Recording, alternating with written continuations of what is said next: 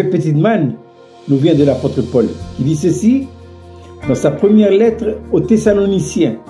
1 Thessaloniciens chapitre 5, verset 19. Paul dit ceci: n'éteignez pas l'esprit.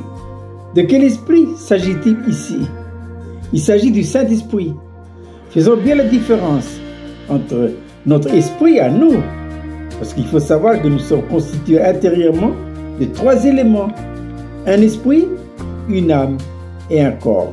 Pour simplifier la chose, je dirais esprit avec un petit e. Le jour de notre nouvelle naissance, eh bien, le Saint-Esprit est venu. Alors, cette fois-ci, c'est un esprit avec un e majuscule.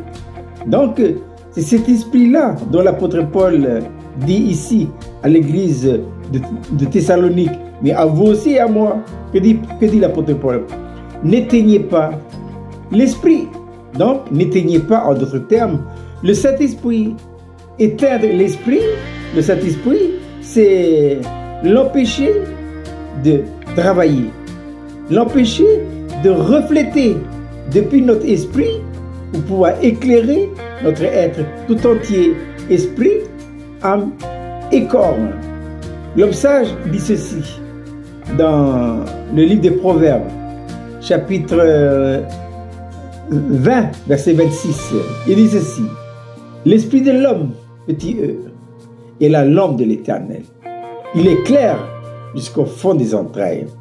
Mais pour que notre esprit, à nous petit e, puisse éclairer, il faut que le Saint-Esprit illumine notre esprit. Mais on peut éteindre le Saint-Esprit. Et comment ça? Par le péché. La seule chose qui peut arrêter, stopper l'œuvre du Saint-Esprit en vous et en moi, c'est le péché. Et pourquoi? Dieu a horreur du péché. Il ne veut pas. Ah oui. Il suffit qu'il y ait un obstacle à péché, soit par la pensée, ou soit par le regard, ou soit par la réflexion. Il suffit qu'un péché, qu'un élément du péché entre, et tout de suite, le Saint-Esprit s'arrête. Il n'illumine plus. C'est pourquoi il faut constamment purifier notre esprit. Par quoi?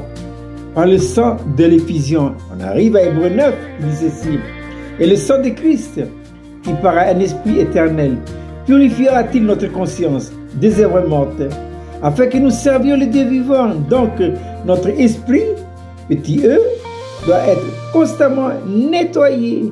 Nettoyez ça le matin, quand vous vous levez.